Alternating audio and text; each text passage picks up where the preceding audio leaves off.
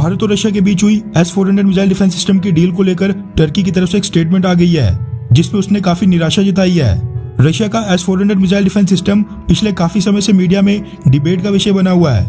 To be precise, पिछले कई सालों से इस पर डिबेट की जा रही है। रशिया से S-400 मिसाइल डिफेंस सिस्टम खरीदने पर अमेरिका ने सबसे पहले साल 2018 में चाइना के ऊपर सैंक्शंस यानी प्रतिबंध थोपे थे। फिर उसके बाद साल 2020 में सेम उसी तरह अमेरिका ने टर्की के ऊपर भी सैंक्शन थोपे, जिसके बाद अब अगला नंबर आ गया है भारत का, क्योंकि अगले 2 महीने में S-400 मिसाइल डिफेंस सिस्टम की पहली बैटरी भारत को रशिया डिलीवर कर देगा। S-400 मिसाइल डिफेंस सिस्टम को कैसे ऑपरेट करना है, इसको कैसे इंस्टॉल करना है, ये सब प्रोसीजर सीखने के लिए इंडियन आर्मी की एक टीम ऑलरेडी रशिया में ट्रेनिंग ले रही है। लेकिन अब सवाल ये उठता है कि S-400 मिसाइल डिफेंस सिस्टम की डिलीवरी लेने पर क्या अमेरिका टर्की की तरह भारत के ऊपर प्रतिबंध थोपेगा या फिर नहीं। जो बाइडेन एडमिनिस्ट्रेशन का फाइनल डिसीजन क्या होता है वो तो खैर आने वाला समय बताएगा, लेकिन जो आज की डेट में अमेरिका से स्टेटमेंट्स आ रही हैं, वहां के सीनेटर्स और कांग्रेसमैन जिस तरह से इंडिया को बैक कर रहे हैं, उसको देखकर तो ऐसा लग रहा है कि अमेरिका भारत के ऊपर प्रतिबंध नहीं थोपेगा। ये चीज तो अमेरिका की CRS रिपोर्ट में भी क्लियरली मेंशन की गई है कि भारत ना चाहते हुए भी रशिया के हथियारों के ऊपर हैविली डिपेंडेंट है, जिनके बिना हमारी सेना के ऑपरेशंस में दिक्कत आ सकती है।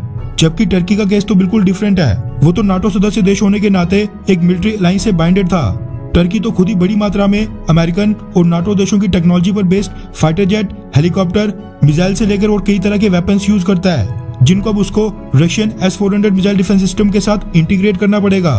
बस इसलिए अमेरिका ने टर्की को पनिश करने के लिए उस पर सैंक्शंस थोपे हैं। मगर रशिया के साथ सेम इसी S-400 मिसाइल डिफेंस सिस्टम की डील के ऊपर अमेरिकन सीनेटर्स के भारत और टर्की दोनों के लिए 2 डिफरेंट स्टैंड्स को लेकर टर्की ने अपनी नाराजगी पेश की है।